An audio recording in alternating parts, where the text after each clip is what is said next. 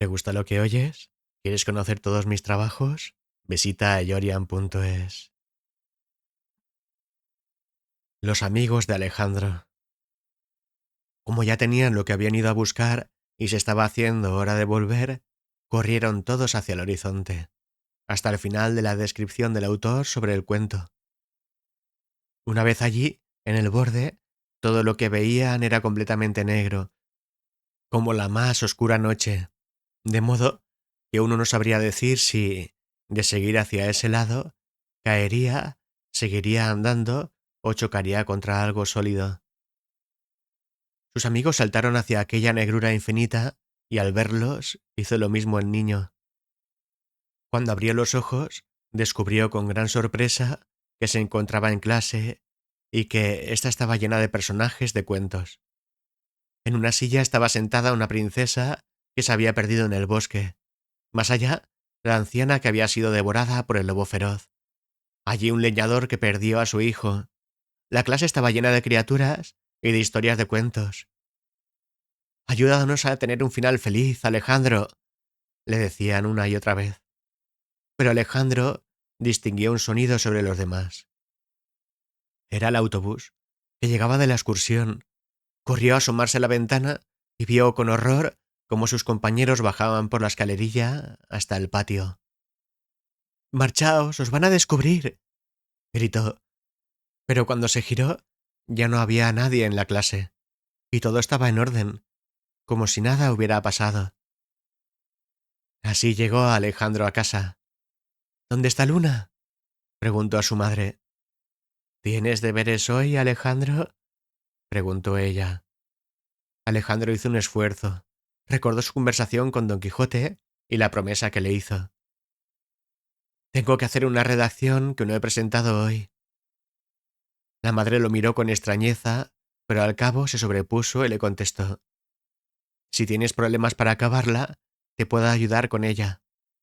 «Sí, gracias», contestó él.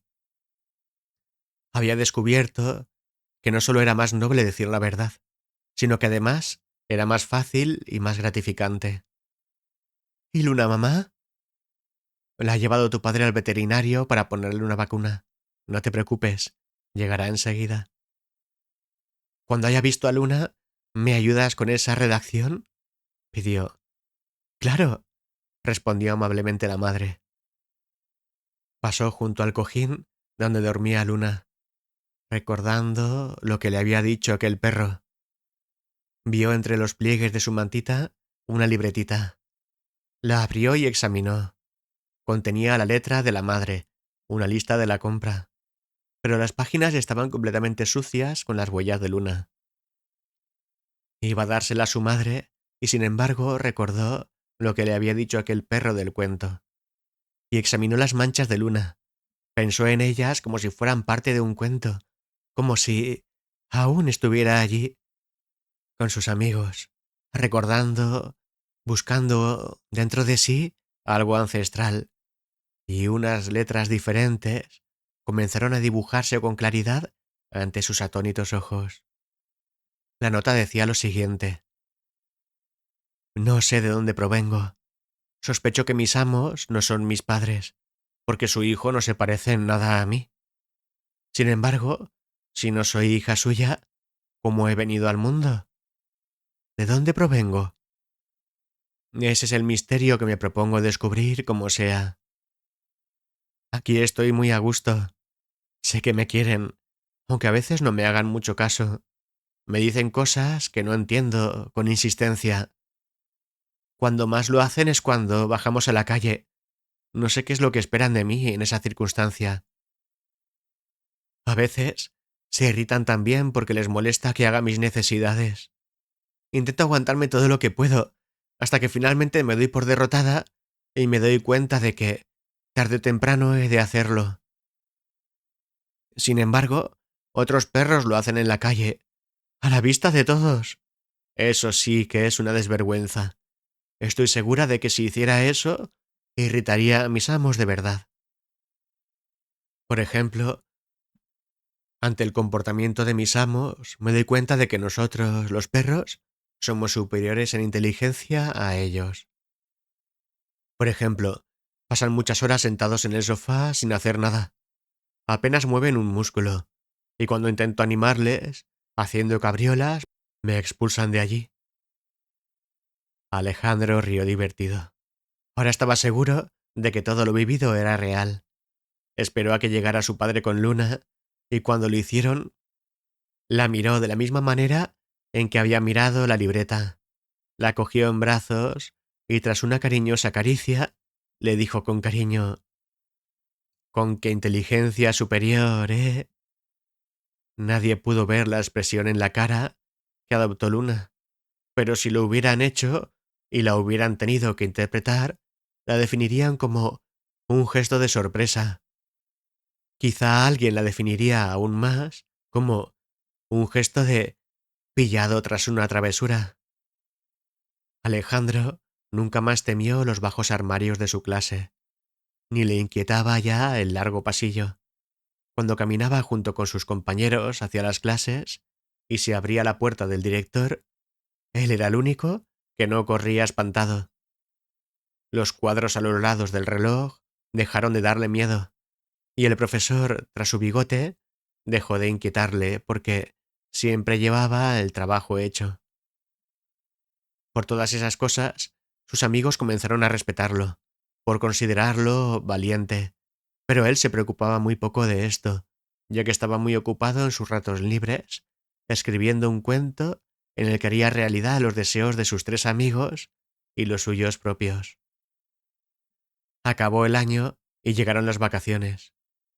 Luna tuvo cachorritos y escribió en su diario lo siguiente: «Gracias a esta experiencia, he podido demostrar que no estoy directamente emparentada con los hombres, ya que mis hijos sí se parecen a mí, pero yo no a mis amos. Sin embargo, ¿de dónde provengo yo?». Por fin llegó el primer día del siguiente curso. Llovía. Alejandro llegó a la parada del autobús con paraguas, por lo que nadie pudo reírse de él. Había ganado mucha confianza en sí mismo y perdió el miedo a muchas otras. Gracias a esto, descubrió cierto día que sí era capaz de abrir y cerrar el paraguas, como todo el mundo, pero quizá el miedo al ridículo se lo había impedido. Cuando llegó al colegio, vio, encantado, cómo el conserje se parecía a aquel gigante bobo que conoció el año anterior. Solo que éste era de una estatura completamente normal y ya no era bobo. Cuando entró en el edificio, se abrió la puerta del despacho del director. Todos los niños corrieron en desbandada hacia la clase. Alejandro no. Incluso se atrevió a mirarlo y observó, divertido, que se parecía a aquel Sancho que había conocido. Entró por fin a clase y se sentó en una mesa de la primera fila. «¡Quita, renacuajo!», le increpó uno de los niños. «Ahí me voy a sentar yo». «No, aquí me voy a sentar yo todo el año. Búscate otro sitio», contestó nuestro amigo. El otro niño quedó tan perplejo ante el cambio operado en Alejandro que no replicó y nunca más volvió a meterse con él. Por fin entró el profesor. No ocultaba su cara un ancho bigote, y no era porque se hubiera afeitado. «Yo seré a partir de ahora vuestro profesor», dijo, tras lo cual guiñó un ojo a Alejandro y escribió su nombre en el encerado: Alonso Quijana. Así es, nuestro amigo había escrito todas esas cosas en su cuento, y había cumplido así los deseos de todos sus amigos y el suyo propio, que era tenerlos cerca. Don Quijote era ahora el señor Alonso Quijana. Era el maestro de Alejandro. Estaba casado con la bella Dulcinea del Toboso, como él mismo pidió, solo que ahora se llamaba Aldonza Lorenzo. Por no saber muy bien Alejandro lo que era una ínsula, le dio a Sancho la dirección del colegio para que lo gobernara como si fuera la ínsula que quería. Sancho estaba entusiasmado por el cambio, porque decía que aquello era mucho mejor y menos peligroso que lo que había ambicionado. En cuanto a lo del casamiento de su hija, Sancho dijo que quería a alguien noble para ella, así que Alejandro la casó con el gigante bobo porque tras de su padre y Don Quijote era la persona más noble que conocía y estos dos ya estaban casados. El gigante bobo era ahora el conserje del colegio. Daba largos paseos por el patio, comprobando que las cosas marcharan bien. Pero ahora no era bobo. Ahora tenía una mirada inteligente y no se rascaba la cabeza cuando no se explicaba algo. Alejandro le regaló uno de los cachorros de Luna, y los tres amigos, junto con el cachorro, visitaron al niño al menos una vez al mes. De este modo, Luna pudo seguir viendo a su hija, a la que el gigante bobo bautizó con el nombre de Linda. Luna finalmente escribió esto en su libreta. Creo haber descubierto el secreto que me estaba prohibido. Al regalar mi amo uno de mis cachorros a este hombre, he pensado que conmigo debió suceder algo similar. Esto confirma completamente mi teoría de que mis amos no son mis padres, y por lo tanto, queda demostrado que no habiendo vínculo familiar entre humanos y perros, los perros somos más inteligentes. Alejandro ahora me entiende como nadie. Con él aprendí que lo que querían mis amos es que hiciera mis necesidades en la calle. Ahora jugamos sin parar, y cuando él tiene que hacer deberes para el colegio, le dejo terminarlos. Alejandro había aprendido mucho de sus aventuras, y había hecho muy buenos amigos. Ahora llenaba, cuando podía, sus estanterías de libros para vivir nuevas aventuras, y escribía sus propios cuentos, con sus propias reglas, y juntos, Luna y él correteaban por los paisajes que él había imaginado. Visita eyorian.es